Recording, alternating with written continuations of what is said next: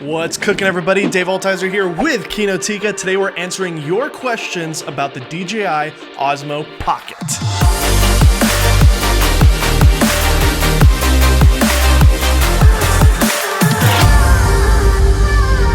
Welcome, everybody, to the very first of potentially many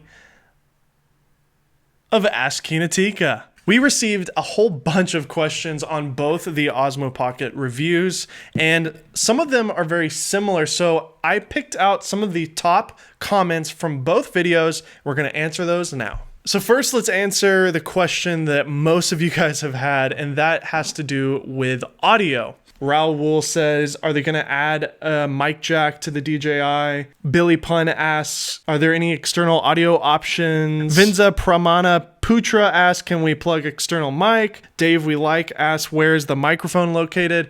There's a lot of audio related questions and a lot of audio related comments on both videos, and that really is because, well, the audio is bad. In fact, when we played back the audio when we were editing this video, we were really shocked how much better the GoPro Hero 7 audio was compared to the Osmo.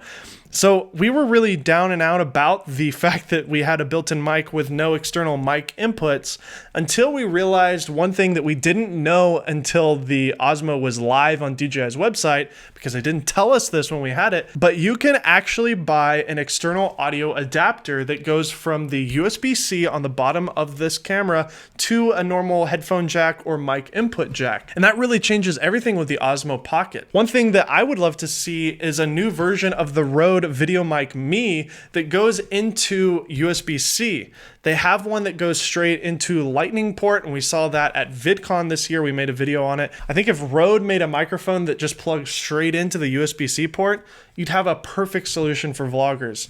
It would just be super clean, no wires necessary, nice and compact. But obviously with that DJI accessory, it kind of fixes the audio problem. The only problem, I guess, is you gotta figure out where to put your microphone, but hopefully some accessory makers will figure out a way to have a hot shoe on here or a 1/4-20 thread. Explore at Will asks, DJI's website does not show 1080p 120 frames per second as supported frame rate in their specs. Can you confirm? Explore at Will, you're actually right. On DJI's official spec sheet, it doesn't say 120 frames per second in 1080p, and it's kind of goofy because it totally can do it. So I'm editing this video right now, and unfortunately between the time we shot this Ask Kino and now that I'm finishing the edit, some things have changed. I've actually got an official word from DJI that the released version of the Osmo Pocket will not be able to shoot 120 frames per second in 1080p. I currently actually have a unit that can do that, so it's really confusing. Hopefully DJI will be able to fix this and put 120 frames per second back in the Osmo Pocket in firmware. I think they will, and they said that they're going to try to. Maybe there are some overheating issues that was going on with the beta testers who got early release copies like me. It's really strange. I'm definitely going to cherish the Osmo Pocket that we have because it may be one of the few pockets that will be able to actually shoot 120 frames per second in 1080p. But to answer the question directly, no, the Osmo Pocket does not shoot 120 frames per second in 1080p. Alexra asks, maybe you said it and I missed it, but what are the underwater capabilities of the Osmo Pocket? That's actually a really great question because when we were filming the official review of the Osmo Pocket, we didn't know about this weird underwater housing that DJI is selling apparently. It's called the waterproof case. There's no pricing on it. There's no estimated time on it, on the website at least. It's saying that this waterproof case allows the use of the Osmo Pocket at depths up to 60 meters for smooth underwater shots, detailed close-ups, and clear low light detail. So it's really goofy looking, and I could totally see another manufacturer making an accessory that would be similar. Maybe a company like Polar Pro would make something like this. It's really a weird use case. It doesn't look like it's going to be very practical to use, but it is a thing, and you can buy that accessory straight out of the box. The Osmo Pocket is not at all waterproof. Never put this thing underwater. You will break it and lose $350. James Lundy has a couple of questions and they're all really good, so I'm going to go through each one. What feature differences are possible or not possible based on whether you have a cell phone attached or not? Also, what about onboard memory or card types? Well, to answer that first question, James, you can do a lot of things without the phone by using just the screen here, but you can do even more when you have this little dial accessory. First off, you do need a phone to initially set this thing up. DJI wants you to register it with their Mimo app and put your email and stuff in there, and they won't even let you use it until you do that. So you do have to have one to begin setup process. Also, in order to enable the Pro mode and switch between normal and cine-like profiles, you do have to use your phone. There's more granular settings inside of the phone app, but once everything is initially set up and you have it where you want it, you can totally use it without the phone. Things like resolution, frame rate, fine, super fine, formatting, selfie mode, normal mode, tilt, all those types of settings are all here and it works really well. So the next question from James is, can you do manual shutter without the phone connected? The short answer is no. You cannot adjust your shutter or exposure settings manually without the phone. But when you adjust it on the phone and unplug your phone, it does keep those settings locked. Bluetooth or Wi-Fi isn't built in, it's an attachment. Oh, I'm sorry, I thought this was 2018. That's very true and kind of laughable situation for sure, because it is odd that it's not built in. But I think the reason that they put it as an additional accessory was to keep this thing as small as possible. The module is fairly hefty, and imagine all that heft built into this. That would make it substantially bigger. I honestly wouldn't really mind if it was a little bit bigger. Maybe the grip would have been a little bit more grippy if it were a little bit bigger. If it was a little bit longer, it would actually not be that big of a problem. But for some reason, they wanted to keep it this size. Jacques Corsiga asks, if you already have a GoPro Hero 7, would there still be a need to get this? That's a good question. I actually thought about that when we did our official GoPro versus Osmo Pocket review.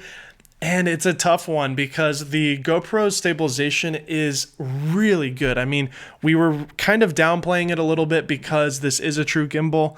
But let's just be honest, the stabilization on the GoPro is magical, for real. So my answer is, if you're happy with the GoPro Hero 7 and you like what it produces, you're okay with that wide angle field of view, then absolutely keep it and don't buy this. I mean, I'm always gonna be in favor of using what you already own and not spending extra money that you don't have to spend. However, the Osmo Pocket really does do a lot of things that the GoPro doesn't do, and it's kind of unfair to compare the two cameras because they're so different. So if you have the funds and you can afford it, and this makes sense to you in certain ways that the GoPro doesn't, then maybe owning both is the right answer. JR Borkia 7 says, you look like a skinny Fabio, LOL. I'm assuming you're talking about my shooter editor, Connor, who definitely does look like a skinny Fabio. Mia has arrived, says, do Osmo versus Canon M50 next. I'd like to see that. I agree, that's a great idea. Putting an M50 on a Ronin S with a 22mm lens would actually be very comparable to the Osmo Pocket in terms of focal length. So let's do a comparison. That might be fun. It's Gamer SDN10 asks, is there a built-in ND filter? No, there is not an ND filter built in. That would be amazing so that you didn't have to put filters on this thing. But DJI and potentially other companies are going to be making ND filters that you can purchase separately. How do they connect, you may ask? Well, DJI was really clever with this. They put a metal ring around the lens element here that you can use a magnet to attach to. So all you gotta do is just pop an ND filter on there and a magnet will perfectly attach. That's what DJI is doing with their filters, and hopefully we can get some in and do some tests, because using an ND filter is the proper professional way to use this gimbal. Justin Revis says, this video is awesome. Big standout for me was how much sharper the Osmo was. Footage looked way better, but GoPro colors and exposure were better in my honest opinion. It's weird that the Osmo could track Dave's face but couldn't focus on it. First off, Justin Revis, we love you so much. If you haven't seen his channel, go check Justin out. And that last comment that he made about the focus and tracking is a huge comment that we got in all of these reviews. And that is that It looks like my face is actually soft on a lot of these shots. I don't really know exactly what's going on. The lens does focus. It's not a fixed focus like a GoPro is. There actually is a focusing element going on here. I may have been hitting the minimum focus distance on the camera in those circumstances, which would be really odd because it's kind of designed to be a selfie camera. So if I'm holding it right here and it's out of focus, and if I were to hold it here, it's in, that's a big problem. We need to do some more tests with the minimum focus distance. I don't think that that's the case. I just think maybe the autofocus needs to be upgraded in firmware, and maybe the autofocus system was just not working properly. Again, we need to be doing some more tests on that. I have done some selfie shots that look perfectly sharp. So kind of weird, but we put it in there to show exactly what the results were, and hopefully through firmware, it'll get better. Alban Amami says, it's funny how you charged it with a GoPro charger. You're totally right. It is very ironic that we used a GoPro charger on that segment. It's the only USB-C cable that we had laying around at that moment, but it sort of turned into a funny meme now, so we're really happy that we did that. Levi Allen, who I called out in the review for no reason whatsoever, comments and says, doesn't shoot 8K RAW? Not interested. Yep. Michael Carr asks, do you still need to have your phone attached to have flat picture profile for video, or can you have it also without the phone? Well, Michael, you totally can shoot in a flat picture profile without your phone, which is a huge thumbs up for me because I really prefer shooting with the Osmo Pocket without the phone using this little attachment. I think this is the most compact and easiest way to use it. And once you set all your settings up in the pro mode, like 4K 60, super fine, in the flat picture profile, this is really all you need, and it works great. I actually was shooting a lot in the auto exposure mode in the flat picture profile, and I got pretty decent results. You can still kind of lock your exposure with the touchscreen by touching something or somebody's face, and the exposure will kind of figure out what to do. And yeah, I really love using it without a phone. One Dick Cheney asks, can you connect an Android phone as a viewing screen? Yes, you can totally use Android or iOS. We were only using the Lightning connector version because, well, we only have iPhones. But we did do a video with Sydney Diongzen, and he had a Google Pixel 3, and it worked perfectly over the USB-C port. Cheap Car Mods asks, tripod stand? Can you attach more than one external accessory, such as a mic, phone, and tripod stand? Well, according to DJI's website, there are a slew of other accessories that are still coming out, but they're not really that well thought out. I really think that we're going to have to rely on third-party manufacturers to make accessories that make more sense. For example, having something with a 1/4-20 thread on the bottom so that you could screw a tripod mount on it. Maybe something with like a handle extension that makes it more comfortable to shoot with, like a phone mount. There's a whole bunch of things that could be done from other companies, and DJI doesn't really have a ton of options. That's kind of the big problem with this setup right now, is the only true way to mount it to a tripod is to buy their GoPro mount accessory thing that has the little 2-prong.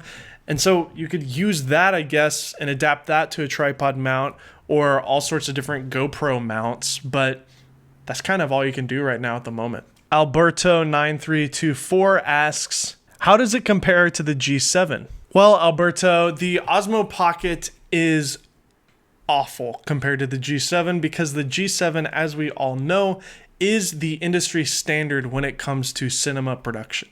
What'd you guys think of this style of video? We're thinking about maybe doing more of this type of Q&A thing. So if you're interested in that, comment below and say, hey, we want to see more of this. Yeah, let us know. Once again, I'm Dave Altizer. This thing generated a lot of questions. See you next time.